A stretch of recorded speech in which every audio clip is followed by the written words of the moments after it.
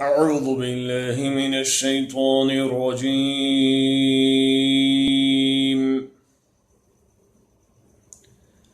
بسم الله الرحمن الرحيم.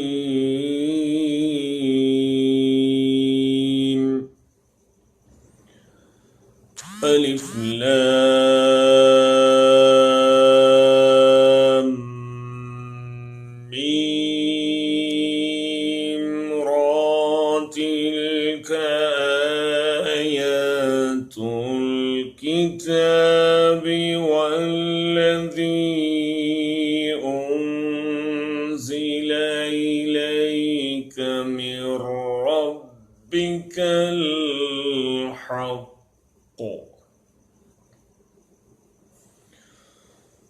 والذي أنزل إليك من ربك الحق ولكن أكثر الناس لا يؤمنون.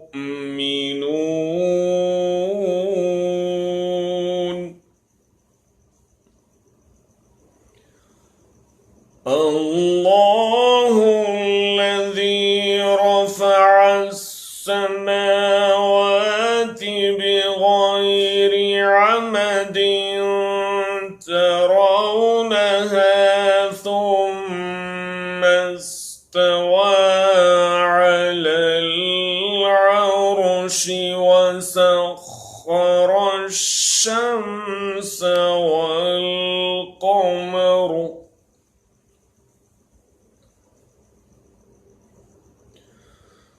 كل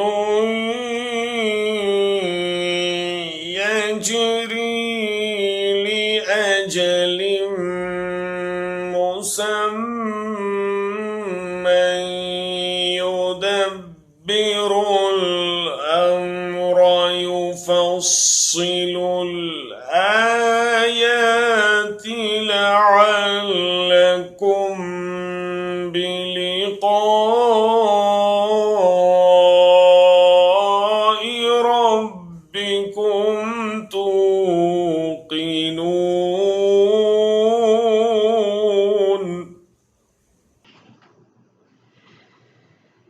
وهو الذي مد الأرض وجعل فيها رواسي وأنهارا ومن كل الثمرات جعل فيها زوجين اثنين يغشي الليل النهار إن في ذلك لآيات لقوم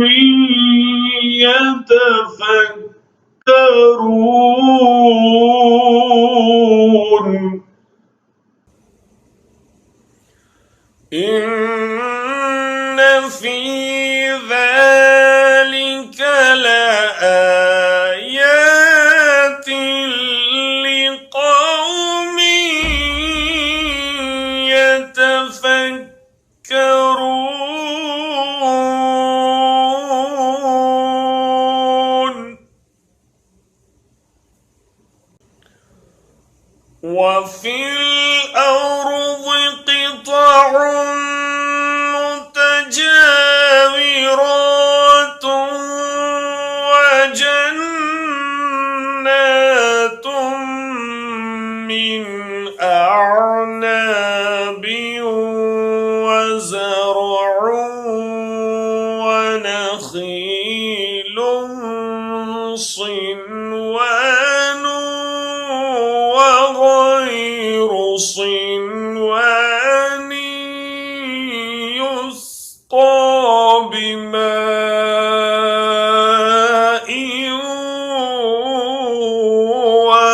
واحد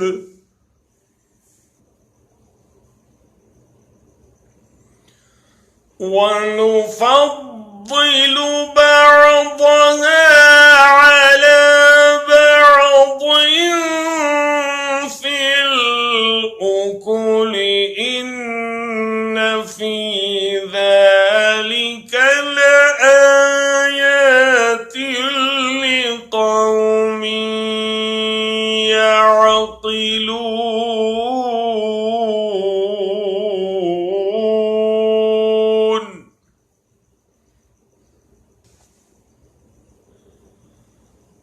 وإن تعجب فعجب قولهم أإذا كنا ترابا أإنا لفي خلق جديد.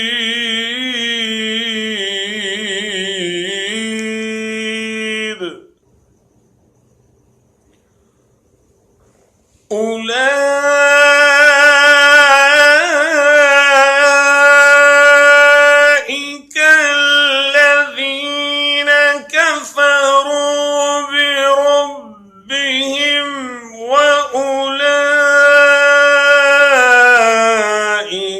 الأغلال في أعناقهم وأولئك أصحاب النار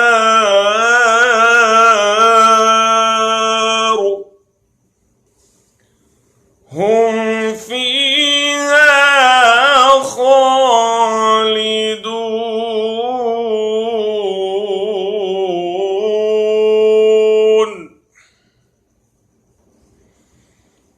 ويستعجلونك بالسيئة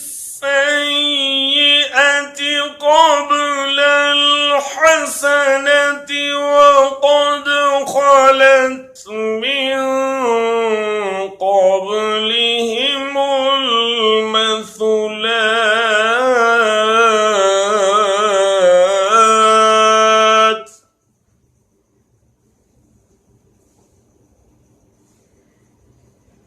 وإن ربك لذو مغفرة للناس على ظلمهم وإن ربك لشديد العقاب.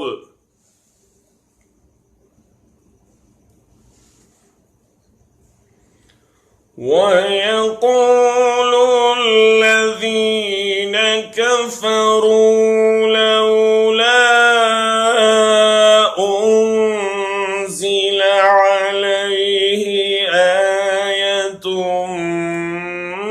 من ربه إنما أنت منذر ولكل قوم هاد.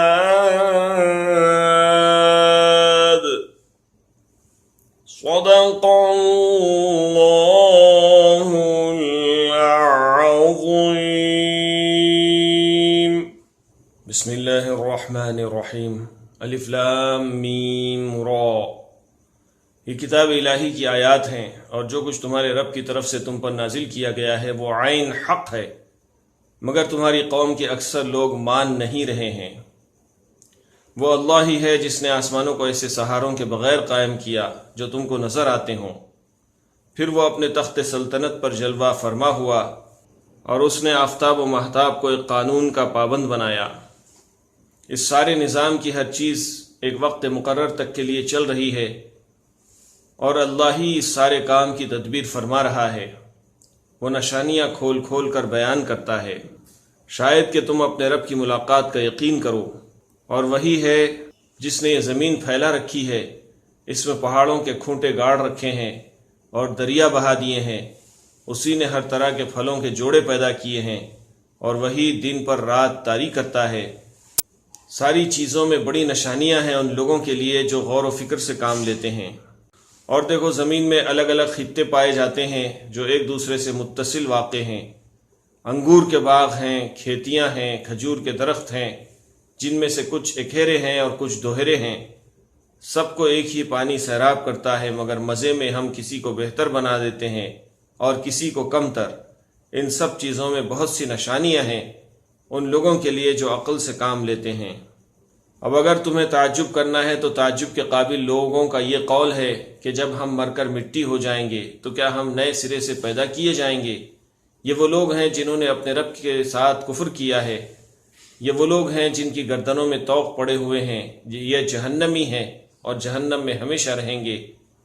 یہ لوگ بھلائی سے پہلے برائی کے لیے جلدی مچا رہے ہیں، حالانکہ ان سے پہلے جو لوگ اس روش پر چلے ہیں ان پر خدا کے عذاب کی عبرتناک مثالیں گزر چکی ہیں۔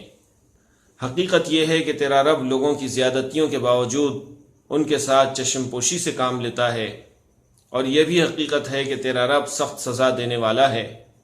یہ لوگ جنہوں نے تمہاری بات ماننے سے انکار کر دیا ہے کہتے ہیں کہ اس شخص پر اس کے رب کی طرف سے کوئی نشانی کیوں نہ اتری؟ تم تو محض خبردار کر دینے والے ہو اور ہر قوم کے لیے ایک رہنما ہے۔